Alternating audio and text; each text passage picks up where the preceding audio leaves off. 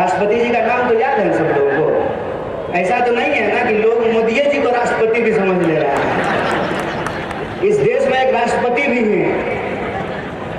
अलग बात है कि कुछ नहीं बोलते। हाथरस में बेटी के साथ अन्याय हुआ, कुछ नहीं बोले। 2 अप्रैल को लोगों के ऊपर लाठियां चलाई गई, कुछ नहीं बोले। देश के किसी कोने में कुछ अत्याचार हो जाता है, कुछ नहीं बोलते। लेकिन एक बार मंदिर जा रहे तो तुमको घुसने नहीं दिया। नहीं, मैं व्यंग नहीं कर रहा। मेरी इतनी औकात ही नहीं है कि मैं देश के राष्ट्रपति के ऊपर व्यंग कर सकूं। वो महामहिम है, सर्वोच्च है। ये संविधान की ताकत है कि अगर प्रधानमंत्री कहते हैं कि वो चाय बेचने वाला का बेटा है तो देश के प्रधानमंत्री बन गए। लेकिन सचमुच जो चाय बेच रहा है उसके साथ आप क्या कर रहे हैं? जब टीवी पे झटका और हलाल का बहस होता है ना, तो सिर्फ मुझे एक बात याद आती है। ठीक बात है, पेट्रोल डीजल का दाम झटके में नहीं बढ़ रहा है। आम आदमी की जेब धीरे धीरे हलाल कर रहा है। रोज 80 पैसा बढ़ जाता है। एक झटके में 80 रुपया नहीं बढ़ रहा है, 50 पैसा, 80 पैसा। कुल जोड़िए, सरकारी स्कूल नहीं होंगे तो किनके बच्चे शिक्षा से महरूम होंगे? आप भी सोचिए। भाई साहब जो वर्दी पहन करके खड़े हैं, आपका पेंशन बंद, नेताजी का पेंशन चालू।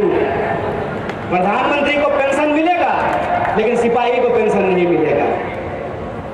अगर हम समता पर्व मना रहे हैं ना, तो ईमानदारी से हमको इस बात को सोचना पड़ेगा कि अगर देश का संविधान डीजीपी का वोट 1 और कांस्टेबल का वोट 1 किया है ना, उसके अधिकार को बराबर किया है ना, तो ये राजनीतिक अधिकार सामाजिक और आर्थिक रूप में भी परिलक्षित होना चाहिए, दिखाई देना चाहिए।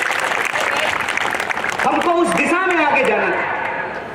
इन बेईमानों की चालाकी देखिए, इन भेड़ियों की चालाकी देखिए कि मुंह में घास दबा करके, बाबा साहब के फोटो को ऊपर माला चढ़ा करके, हमारे ही बीच के होने का नाटक करके सत्ता पे बैठे हैं। और इस देश के जो शोषित पीड़ित लोग हैं, उनकी निर्भरता जिस पब्लिक सेक्टर पे है, उस एक पब्लिक सेक्टर को बेच रहे हैं।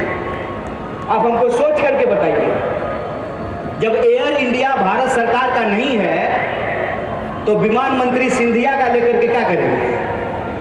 जब नहीं है एयर इंडिया तो क्या करेगा ज्योतिरादित्य सिंधिया? ये सोच करके मुझे बताइए कि जब हमारे पास रेलवे ही नहीं बचेगी तो रेल मंत्री क्या करेगा? जब हमारे पास बीएसएनएल ही नहीं बचेगा तो कम्युनिकेशन मिनिस्टर क्या करेगा? जब आप शिक्षा को बेच ही देंगे तो एजुकेशन मिनिस्टर क्या करेगा?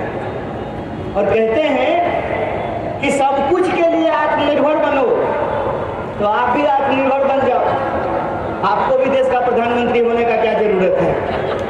तो पता चलेगा कि हफ्ते में 10 रुपया पेट्रोल का दाम बढ़ चुका है। किसान की आत्महत्या कर्ज के चलते हुए, और ये कहते हैं कि बैंक को एनपीए हो जाता है क्योंकि ये किसानों को कर्ज देते हैं। साहब, बैंक का एनपीए किसान को कर्ज देने से नहीं होता है, इनके दोस्त जो इनको चुनाव में चंदा देते हैं उनको छूट देने से होता है। ये बात आप जान लीजिए। आए दिन आप खबर सुनते होंगे कि कोई 28,000 करोड़ लेके भाग गया, कोई 30,000 करोड़ लेकर के भाग गया।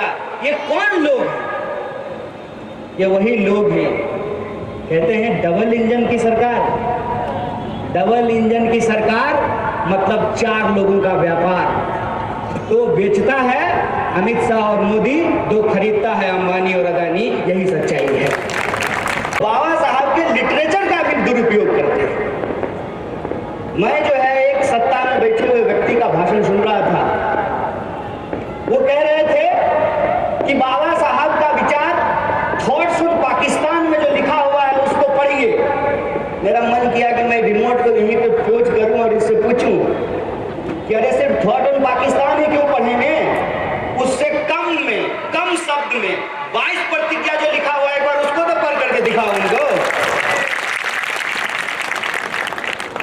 चालाकी है, ये जो धूर्तता है, इस धूर्तता को आपको समझना पड़ेगा। और ये धूर्तता उस स्तर पे है कि आपको कई बार जिनका ना गांधी से कुछ लेना देना है, ना बाबा साहब से कुछ लेना देना है, वो सबसे ज्यादा बाबा साहब और गांधी का बॉक्सिंग कराते हुए आपको नजर आएंगे।